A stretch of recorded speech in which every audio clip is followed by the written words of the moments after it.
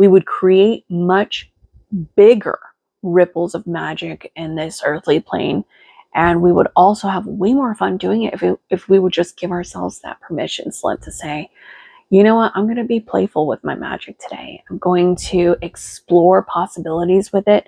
I'm going to be fluid with it and let it just move through me instead of me, being too worried about what's right, what's not right. Am I worthy? Am I not worthy? Did I learn this before? What should I do? Turn it off.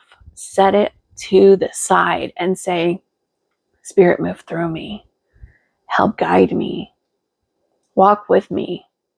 Let's play. Hey there, baby. What's up? It's NeMina, and welcome to another video on this YouTube channel.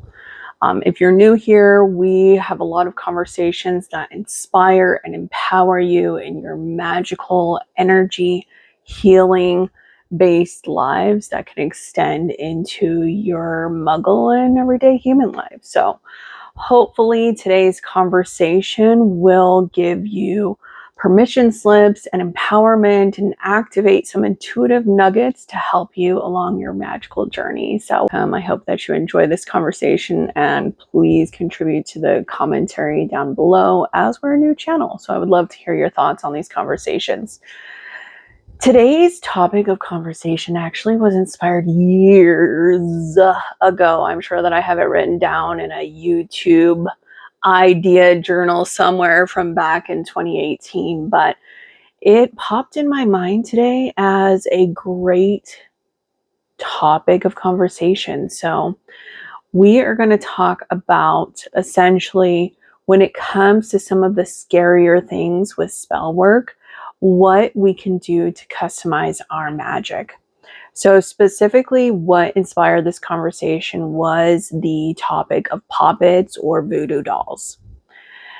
Voodoo dolls / Poppets can have been used in like coercive magic, which is more forceful and trying to create a certain outcome with the representation of the person with this Poppet or voodoo doll. So it has been used in ways of like cursing, hexing, revenge, some of those things. I don't do magic that way. I don't delve into magic that way. I do have Facebook friends and people on social media that do kind of have more of that very unforgiving, brutal, like let's get into it, magical nature. And so when people come across my threshold that have requested some intense magic, I know where to send them. And rightly so. I've had people that have contacted me that have gone through very traumatic, abusive situation, and they're like, I don't want healing, I want retribution. Valid. Let me show you who you can go to that can help. I might not be that person. Don't subscribe to me. Don't purchase my services. Not it. And I have no problem really identifying where my comfy place is versus where someone else is going to be a better fit for you as the client or querent. But that is not the only way that we utilize Poppets or representation of someone. We can do it a lot in our manifestation work. We can do it a lot in our healing work. The more that it's a weird dynamic, because on the one hand, we have a lot of conversations of, awakening, mass awakening. So many people are awakening. But on the other hand, I feel like the magic collective has become more of a whisper instead of a roar. It just seems like, people are burnt out, they're fatigued, they're stressed out, and some of their magical practices have gone to the back burner. There might be fewer people that are interested nowadays, as we are so flooded with distraction overload culture where we are right now. So, you may have a time where if you are the one that is the practitioner, is the one that has been invested and dedicated to your development of your magic practice, you may have people that are coming to you and saying, help, help. I am struggling with addiction. I am struggling with bad habits. I am struggling with like being so attached to my abuser, and I can't get out of it. I'm trying. It's hard. You know, I am struggling with dis-ease, you know, and I need some healing. I need some help. The book that I've been reading about shamanic Reiki, and I will do many videos on all the juicy nuggets I'm getting from that, published back in 2008. I'm like, where are these conversations? Maybe in that book, it was talking about how disadvantageous it is to have time slots around healing sessions with like 1 hour, come in, lay down, let's slap you with some flowers and get you out of here. And they were talking about how in that book that it requires so much more. And they were actually giving an example of somebody that had done a healing session, had some adverse effects from it due to any number of reasons. It could just be some of this crap moving out of their different bodies. And they had reached out to the practitioner and they're like, $100 more, get on this table and I'll treat you again. But like, what does aftercare look like? And that could be a whole separate conversation. But, you know, that could be some of what Poppets and this sort of representation work can be useful for. You know, if you have someone that you did a reading for and something came up, or you did a healing session for, you did a past life regression, you're uncovering blocks and limitations. The healing work that we do in that hour plus long session, there might be more that needs to go into it, more nurturing and soothing and solidifying and continuously clearing. And Poppet work can be very beneficial for that as well. But some people are just kind of creeped out with Poppets in general. They're like, it's too close to voodoo dolls. It's just, I'm a good witch. You know, I practice good magic and I'm not trying to do anything that would be perceived as ill intent, wishing harm, negative, you know, anything like that. So I'm nervous about it. You know, and whenever I came across this conversation in the past, the response from the creative party was like, hey, this is what it is. Like, figure it out, get used to it. And I'm like, it can't be. There's got to be other ways that we can customize our magic. And there absolutely is. You just need a poppet is a container. It's a container that represents the human body, where you can focus your energy in certain areas of the body. Like if you had a certain blockage or disease or, you know, strain, stress, whatever in your shoulder, you could pinpoint that area on the poppet and it would be targeted and a good visual. But instead of creating the figure of a person, you just need a container. So what does a container look like? Well, I happen to have one here in my messy room. I got this phenomenal pair of shoes the other day. Am I already using this for something else? Yeah, I've got other stuff in here already. I got this amazing pair of shoes the other day. And they came in this box. Now, this is just an example because it happens to be right next to me.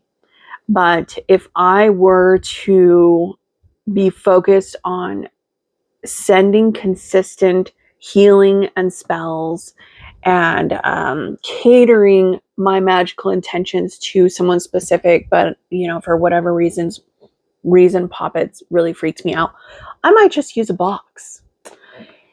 And instead of having a figure of a person's body drawn on it, I can write little parchment papers with the different intentions, you know, so I can write like blockage in arm. It can be essentially like, you know, something that I'm consistently feeding into. And as I get different intuitive hits from spirit, I'm like, ooh, we're throwing some chamomile in there. We're throwing some lavender. We're focused on soothing. We're focused on manifestation. We're aligned with the seasons, with the summer solstice. So we're going to put that in there. Oh, I did a rune casting, and these particular runes like popped out. We're going to throw them in there for now. We're going to just add them to the building of this spell work that we're doing. I did some tarot readings. There were certain energies that came through. I'm going to write it down. Like, you might have dedicated divinatory tools that are for this purpose that you can just kind of toss into certain areas like that, or containers. Whether it's like, I have a rune set that is water friendly, so that way you can put in some salt water afterwards to cleanse it.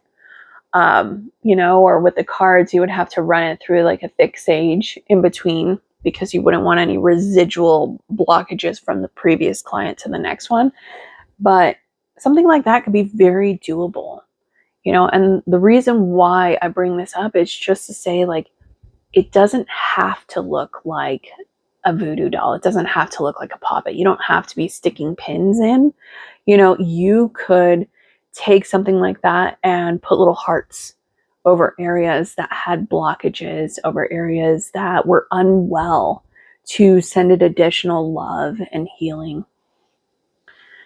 I truly believe in the resources that I personally read have confirmed that the greatest magic and the greatest force behind our magic is not revenge, it's love. So oftentimes when I am struggling with someone and they're really pissing me off or hurting me, I really try to come back to my center and say, I'm not here to battle it out with you. I'm here for peace. I'm here to have a magical life.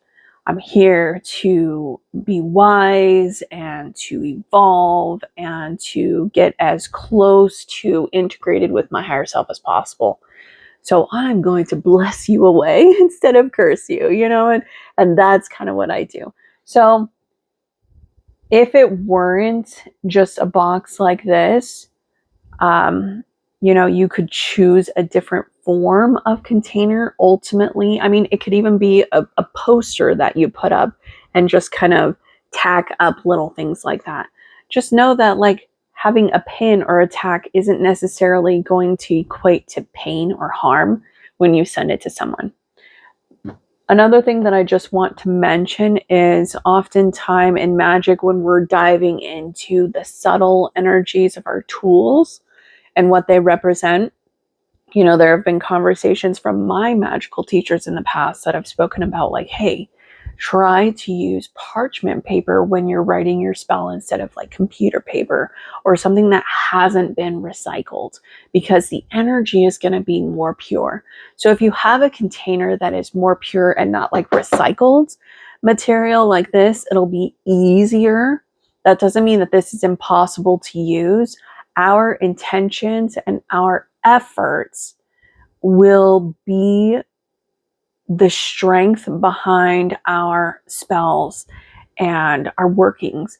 So if your resources only allow you something that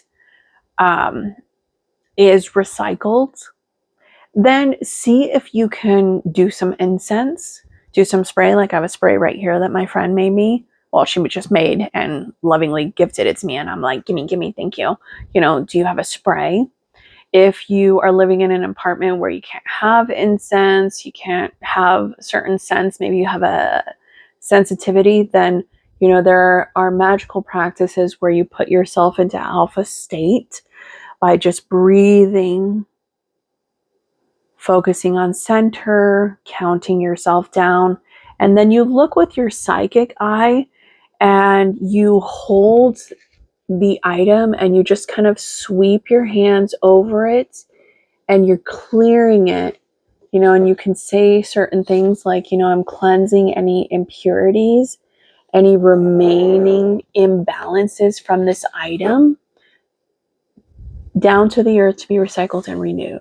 And I'm going to charge it as a magical vessel for the work that I'm doing, and be creative with it. Customize it to fit your needs. Something else that you can do outside of like a box, think of like an envelope. That can be a very safe way.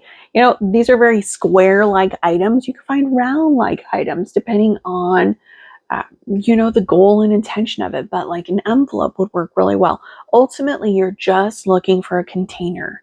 So unless you're part of a very specific tradition, active member of this that has very specific rules around what it does and does not look like, there is a balance of honoring where our forefathers, foremothers, magicians came from with the information that they have provided in their grimoires and books and teachings and classes, while also being open to creative play and customization when it comes to what works best for you. I don't think that there's any issue with this at all. At all. You're using the resources you have. You are making do with what feels good for you. When you feel good about it, your magic is enlivened with it, and things happen more clear and faster and with greater amplification. Ultimately, if you are a beginner, it's a good idea to start reading and absorbing some material so you understand the foundation of how spell work, manifestation, astral healing or psychic healing, and some of those things. If you understand the foundation of how energy works, you really can just branch out from there and customize it to fit what you're working on. This is one of the reasons why I actually don't post very often about like a specific spell. You know, we enter the realm of magic thinking, if only I had that specific spell or learned from that specific teacher, or, had those very specific herbs or specific crystals, that have been mentioned in this book, then I will have the magic. Then I will have the manifestation that I'm looking for. And that couldn't be further from the truth. It is about developing your sight, your intuition, your access and communication with the subtle realm, your understanding of the laws of nature and the laws of the universe, and pushing the limits of what was potentially possible while also keeping the foundation of safety and comfort by some of the techniques that you learned around like how to set your space and how to be protected while you're doing some of this work. Once you understand some of those foundations, you really have the ability to really branch out from there and do what fits your vibe, your style, your flavor, and whatever works for you. And I feel like a lot of us we would create much bigger ripples of magic in this earthly plane. And we would also have way more fun doing it if we would just give ourselves that permission slip to say, you know what, I'm going to be playful with my magic today. I'm going to explore possibilities with it. I'm going to be fluid with it and let it just move through me instead of me, being too worried about what's right, what's not right. Am I worthy? Am I not worthy? Did I learn this before? What should I do? Turn it off. Set it to the side and say, Spirit, move through me. Help guide me. Walk with me. Let's play. I understand how to keep myself protected. I know how to come back to center. I'm here to learn. I'm here to be a student. I'm here to experience and develop and let it be what it needs to be, what it wants to be, and what it's wanting to come through you as. So yeah, I'm glad that we were able to talk through that today. If you have any thoughts on this conversation, any questions, call outs, share them down in that comment section below. That is your space to use as you see fit. Don't forget to like this video and subscribe to this channel if you enjoy some of this content. I am a very multi-passionate magic worker. So there's conversations about magic, divination, Reiki, healing, shamanism, and then a lot of just empowering conversations to be grounded, centered, successful, and peaceful in our everyday life. So if that's a vibe you resonate with, knowing that there's a couple different subjects going on, then yeah, I would love to have you join our community here. Thank you so much for holding space with this. Stay wild and spooky, but most of all, stay magical. This is NeMina, and I will see you in the next video. Until then, take care.